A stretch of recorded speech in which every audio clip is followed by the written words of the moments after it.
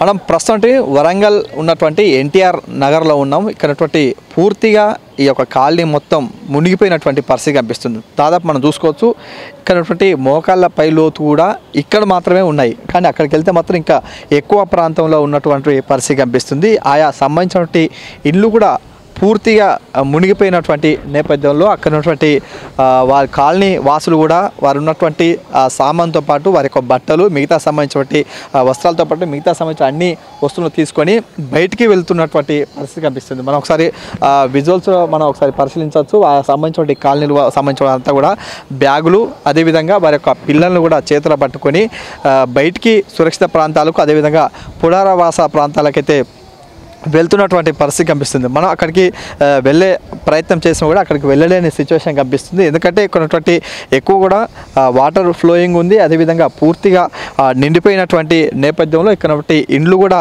మొత్తం మునిగిపోయినటువంటి పరిస్థితి కనిపిస్తుంది. ఆ యొక్క సంబంధించినటువంటి కింది ఫ్లోర్లో ఉన్నటువంటి వారంతా కూడా ఇప్పటికే ఖాళీ చేయడం జరిగింది. వారంతా కూడా బయటికి వెళ్ళిపోయారు. మిగతా సంబంధించిన కొంతమంది పై ఫ్లోర్లో ఉన్నటువంటి వారు మాత్రమే రెండో ఫ్లోర్ నుంచి మూడో ఫ్లోర్ వరకు వారు ఉన్నవారు మాత్రమే పైన సురక్షితంగా ఉన్నారు. మిగతా సంబంధించిన కింద ఉన్న వారంతా కూడా ఖాళీ చేసి వెళ్ళిపోయినటువంటి పరిస్థితి కనిపిస్తుంది. ఎందుకంటే నిన్న నుంచి కూడా అర్ధరాత్రి నుంచి కూడా కుట్టినటువంటి వర్షం నేపథ్యంలో కూడా ఎక్కువ కూడా వర్షం నీరు రావడంతో వారంతా కూడా నీటిలో లోతట్టు ప్రాంతం కాబట్టి నీటిలో వీరంతా కూడా మునిగిపోవడం జరిగింది. వారందరూ కూడా ఇక్కడ నుంచి కాలనీలు అయితే ఖాళీ చేసి బయటికి వెళ్ళే ప్రయత్నం అయితే చేస్తున్నారు. వారికి సంబంధించిన ముఖ్యమైనటువంటి వస్తువులను పట్టుకొని అయితే వెళ్ళిపోతున్నారు. ఎందుకంటే మిగతా సంబంధించిన వస్తువులన్నీ కూడా ఇంట్లోనే వదిలేసి వారు ఉన్నటువంటి వారి కుటుంబ సభ్యులతో కలిసి చిన్న పిల్లలతో పాటు పెద్దవాళ్ళందరూ కూడా బయటికి వెళ్తున్నటువంటి పరిస్థితి కనిపిస్తుంది. అయితే కూడా ఇక్కడ నిన్న 122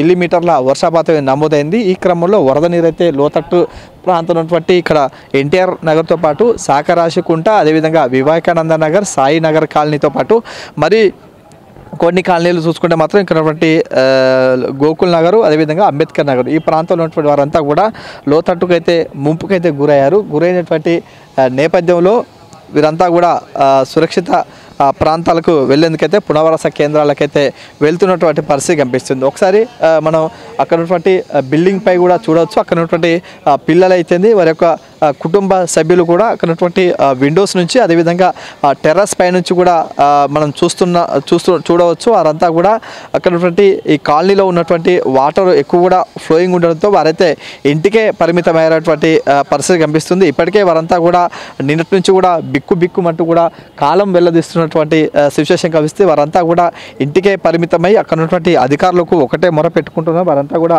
మమ్మల్ని సురక్షితంగా రక్షించాలి, అదేవిధంగా ఇక్కడ ఉన్నటువంటి లోతట్టు ప్రాంతం నుంచి మమ్మల్ని కాపాడాలంటూ కూడా వారైతే వేడుకున్నటువంటి పరిస్థితి కనిపిస్తుంది. ఈ ప్రాంతంలో ఉన్నటువంటి కొంతమంది ఇటువంటి ఖాళీ చేసి పునరావాస కేంద్రాలకి వెళ్తున్నటువంటి సిచ్యువేషన్ అయితే కనిపిస్తే ఇప్పటికే జీడబ్ల్యూఎంసీ అధికారులు కూడా పునరావాస కేంద్రాలు అదేవిధంగా టోల్ ఫ్రీ నెంబర్లు కూడా ఏర్పాటు చేసినటువంటి పరిస్థితి కనిపిస్తుంది. కెమెరామెన్ వేణుతో శ్రీకాంత్, జీతల్ న్యూస్, ఎన్టీఆర్ నగర్.